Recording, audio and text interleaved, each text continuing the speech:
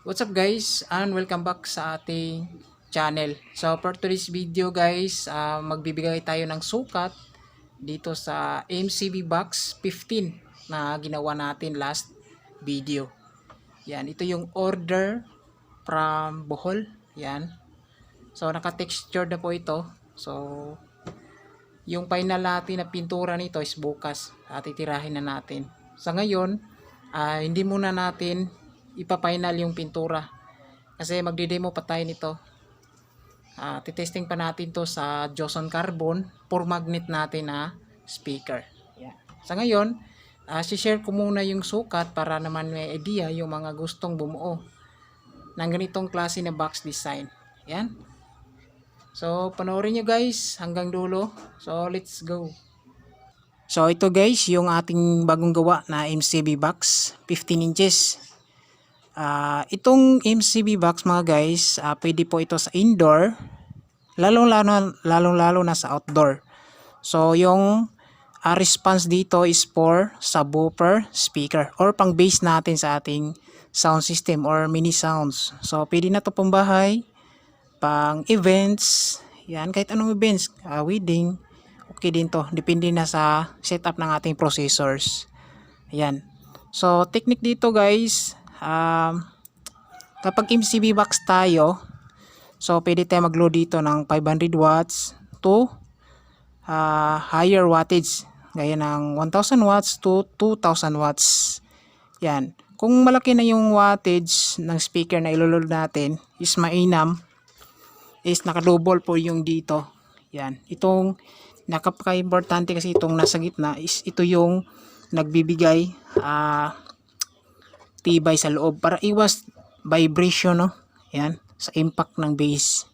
Yan. Kung around 2000 watts to higher watts, mas mainam din na nakadouble itong nasa likuran at saka itong kapitan ng speaker. Yan. Pero dito ni Bossing is yung speaker na ikakabit niya dito is around 1800 watts. So, ito lang yung dinoble ko. Yan. So, kasya lang kasi ito sa isang Playgo na Marine. Yan. So, yung dito guys, hindi ko na dinoble yung sa back portion, tsaka dito. Kasi yung ginamit ko na Marine dito guys is organ ply. Yan. So, subok ko na kasi itong klase na Marine na organ ply. Kasi matibay po siya, makapal kasi ito. Taka 3/4 kasi yung Marine niya. Tapos, yung ginamit dito na material sila is solid. Yan. So, okay lang naka-single sa lagayan ng speaker dito. Pero naka-double dito yung kaniyang division. Yan. Kasi 15 inches lang naman to. Yan. Pero kapag 18 inches na, kailangan naka-double na lahat. Kapag nasa 2000 watts to pataas. Ayan. So, yung Marine na gamit natin sa isang box ay isang Playgo lang kapag ito ang sukat na susundan natin. Ayan. So, para po ito sa baguhan guys na gustong bumuo. So, pwede nyo to sundin itong sukat na to. Ayan.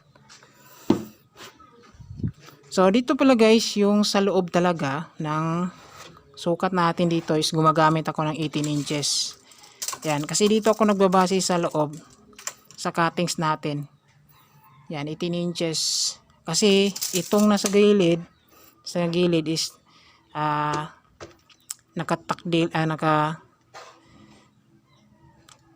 pakol kasi ito sa gilid. Yan. So, pero yung cuttings talaga is ito sa loob, 18 inches. Pero kapag kasama na yung sidings niya is abot po siya ng mahigit 19 inches and 1/2. Ayan. Pero sa loob talaga guys, yung cutting nito is 18 inches. Ayan.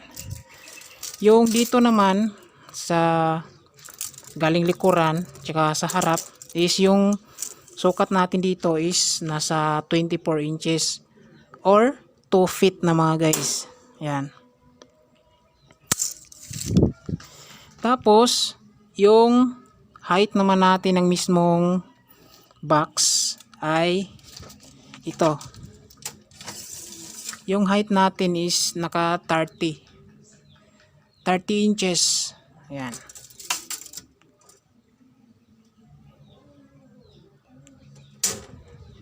Ayan guys, 30 inches po yun yung height niya. Ayan. So muna tayo dito guys, yung sukat natin dito, yung height natin dito, galing dito guys, ay papakita natin. So yung height dyan, galing patungo dito guys ay 14 inches. Ayan. Ulitin natin. 14 inches. Ayan siya mga guys. Ayan. Tapos, ulitin natin dito is 18 inches. So, yung kabubuan niya is 18 inches by 14 inches dito sa mismong harap. Bali, ito yung daanan ng speaker or cover. Ayan. So, meron tayong cut dito na 1 inch. Kada gilid, 1 inch. Same dito sa baba, 1 inch din yan. Same din rito, 1 inch. Ayan. Tapos guys, ito, kailangan meron din dito kasi dito yung kapitan ng ating cover. Ayan. So, mas mainam guys, kapag bubuo tayo ng speaker is alam natin yung total diameter ng speaker para meron tayong gap dito para kasya talaga yung speaker pagpasok. So, dahil yung speaker ni Bossing is 15 and 1/2. So, yung nilagay ko dito is meron po yung allowance. Yan.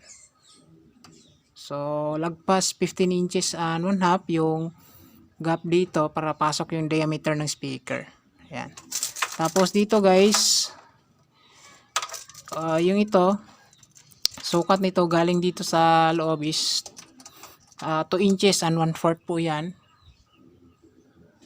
Same dito sa kabila, 2 inches and 1/4. Ayan. So, meron natitira na 1 and 1/4 inches. Ayan. So, yung dito naman niya guys, sa siding, meron po yung sukat na 3 inches. Ayan, 3 inches po yan.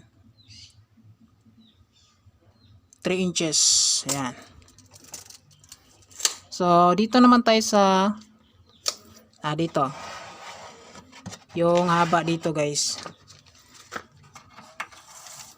So, itong guys, yung haba dito, depende na kung ilan yung matitira.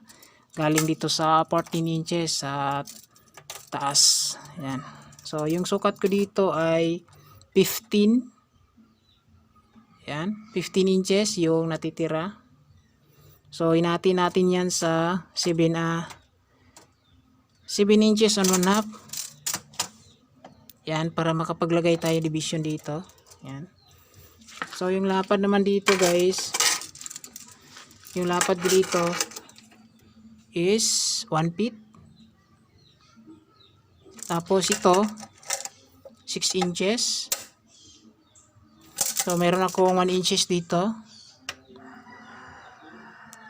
Bali ito guys, itong division na to is direct po talaga ito, hindi po ito putol. Kailangan nagbutas tayo nito, butasan natin to siya. Tapos ipapasok to bago isalpak dito sa main box. Yan, para matibay. Yan. Tapos ito sa ilalim, susukatin lang natin.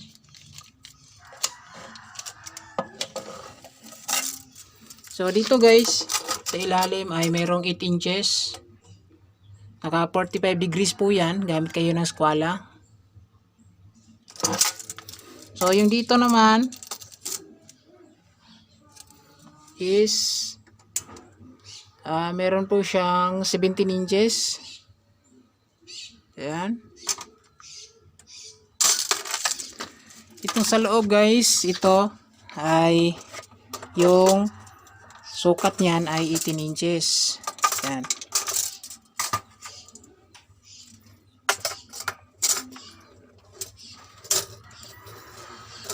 So 18 inches po yan guys, yung sukat natin dyan.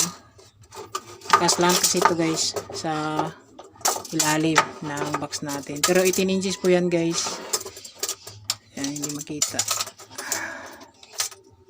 Yan, 18 inches po yan guys sa taas niya. Tapos dito naka 45 degrees po ito. Yan, depende na sa atin kung ilang sukat natin dyan, pero sa akin mamit ako ng around 4 inches. Yan. So yung division dito guys, yung gap dito is gumagamit ko dito ng 3 inches and 3/4. Ito sa ilalim ay 4 inches. Yan. Sa taas 3/4. Sa ilalim is 4 inches yung distance. Yan. So ito guys, depende na sa atin, nakadual po ito. Yan. Tapos ito, kailangan meron tayong guide dito. Bilog. Ito yung total diameter ng speaker kapag nakapasok na. Yan. So yung butas ng speaker natin dyan ay ito.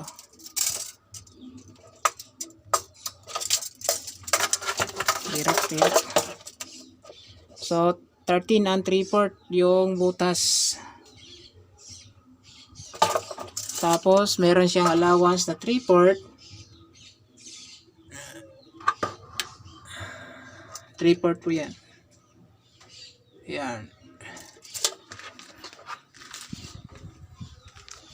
So overall guys, yan yung sukat ng ating CBD15. Pwede po ito pang battle, pwede sa soft base, depende na sa settings ng ating gadget. Yan. So yun lang guys, yung overall na sukat ng ating MCB box. Panoorin nyo lang yung tips or step by step na pagbuo nito sa mga previous vlog natin. So yan lang guys yung video natin. Maraming salamat. So panoorin nyo susunod na video. Kakabitan natin yung 4 magnet speaker, itong MCB box natin. So yan lang guys, maraming salamat. God bless, saka ingat.